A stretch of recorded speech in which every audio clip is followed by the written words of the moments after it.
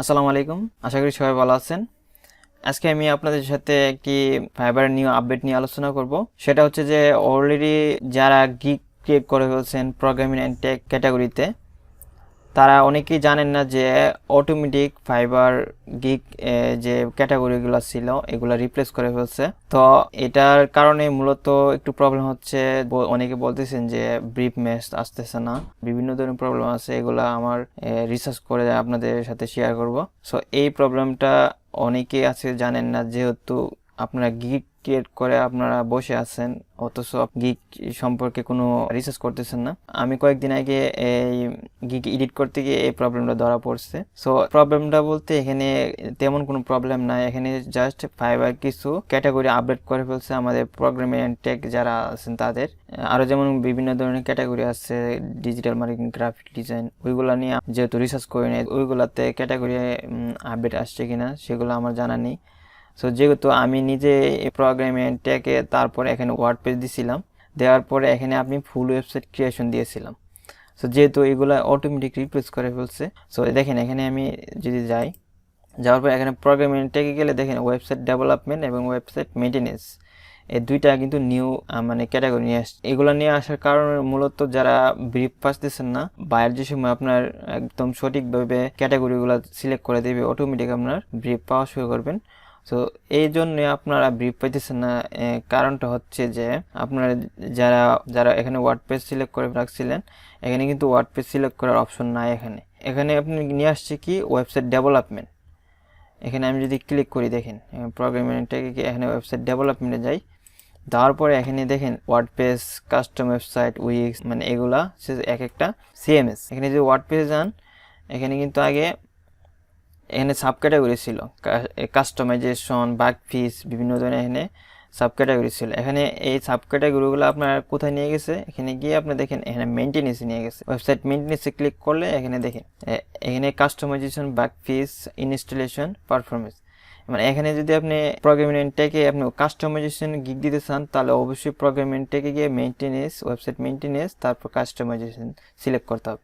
So আমি যদি সরাসরি গিগে যাই, গিগে যাওয়ার পরে দেখেন এখানে এডিট করে আমি এখানে ওয়েবসাইট ডেভেলপমেন্ট তো আমার রিপ্লেস করে ফেলছি। তো এখানে আমি যদি মেইনটেনেন্স ক্লিক করি, এখানে আমার দেখেন এখানে সার্ভিস টাইপটা আমার চেঞ্জ হয়ে যাবে, বাগ ফিস, ব্যাকআপ, মাইগ্রেশন, এগুলো চলে আসছে।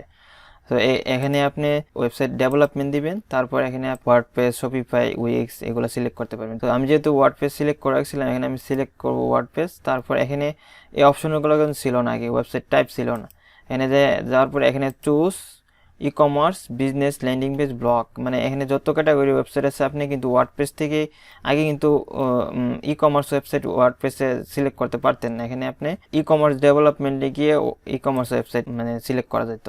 আপনারা যারা ই কমার্স ডেভেলপমেন্ট ক্যাটাগরিতে দিয়ে রাখছেন গিগগুলা, তারা ঠিকই পাবেন। আর যারা ওয়ার্ডপ্রেস সিলেক্ট করে রাখছিলেন, এখানে কিন্তু আর ওয়ার্ডপ্রেস বলতে এখানে কিছু থাকবে না। এখানে ওয়ার্ডপ্রেস সার্ভিস টাইপে নিয়ে আসছে। সাইট টাইপে যাই, তো আমি যে চাই এখানে e commerce, business, landing page, যেটা আপনার ইচ্ছা এখানে একটা সিলেক্ট করতে হবে।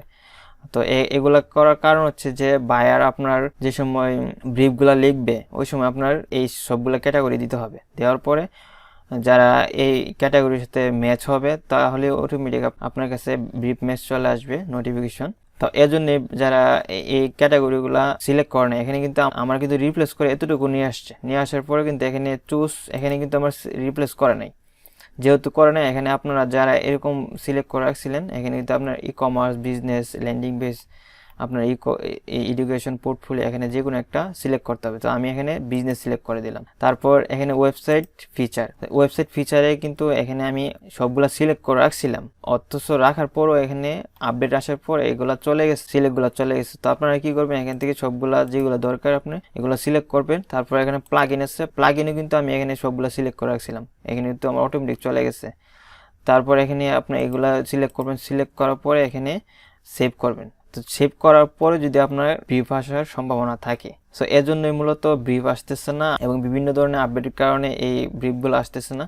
আর যারা নতুন গিগ ক্রিয়েট করতেছেন তাদের ক্ষেত্রে ভিন্ন, কারণ যেহেতু অলরেডি আপডেট করে ফেলছে আপনারা। এখানে আমি যদি একটা নতুন গিগে যাই, গিগে যদি আমি গিয়ে এখানে একটা বিল্ড একটা টাইটেল দিলাম, দেওয়ার পর আপনারা যারা নতুন আছেন তাদের জন্য এটা, আর এখানে আপনারা সিলেক্ট ক্যাটাগরি দিবেন, যারা গ্রাফিক ডিজাইন আছেন দিবেন। এখানে আমি দিলাম প্রোগ্রামিং এন্ড টেক। তারপর এখানে সাব ক্যাটাগরি, এখানে কিন্তু ওয়ার্ডপ্রেস বলতে এখানে কিছু নাই। E commerce development, web programming, website maintenance. আমি যদি কাস্টমাইজেশন বা বাগ ফিস এগুলো নিয়ে গিগ দিতে চাই, তাহলে অবশ্যই আমার মেইনটেনেন্সে যেতে হবে, ওয়েবসাইট ডেভেলপমেন্টে যাবে না। তো ওয়েবসাইটের ডেভেলপমেন্টে যেতে হলে সার্ভিস প্রাইস দিতে $80, এটা ফাইবারে রিকমেন্ডেড। তো এই জন্য ফাইবার আলাদাভাবে এই ক্যাটাগরিগুলো আপডেট করে ফেলছে। তারপর আমি যদি ওয়েবসাইট মেইনটেনেন্সে যাই, দেখেন এখানে সাজেস্ট করতেছে এখানে ক্যাটাগরিগুলো। আমি সার্ভিস টাইপে গেলাম, সার্ভিস টাইপে এখানে কিন্তু আপনার বাগ ফিস দিতে পারবেন বা ব্যাকআপ এন্ড মাইগ্রেশন। আমি বাগ ফিসে গেলাম। তারপর এখানে আছে প্ল্যাটফর্মে গিয়ে আপনার চুজ করবেন। এখানে আপনার ওয়ার্ডপ্রেস হলে ওয়ার্ডপ্রেস, শপিফাই হলে শপিফাই। এখানে অনেকগুলাই আছে, WooCommerce হলে WooCommerce। তো আমি যেহেতু এখানে ওয়ার্ডপ্রেস সিলেক্ট করব। তারপর এখানে আপনার ওয়েবসাইট টাইপ দিবেন। টাইপ দেওয়ার পরে এখানে ই কমার্স না ল্যান্ডিং পেজ, বাগ পিস করবেন, এখানে আপনি দিতে পারেন। তো আপনি এখানে এডুকেশনাল দিতে পারেন, আপনি দিলেন। তারপর এখানে ল্যাঙ্গুয়েজ কী দিবেন, HTML, CSS, জাভাস্ক্রিপ্ট দিতে পারেন।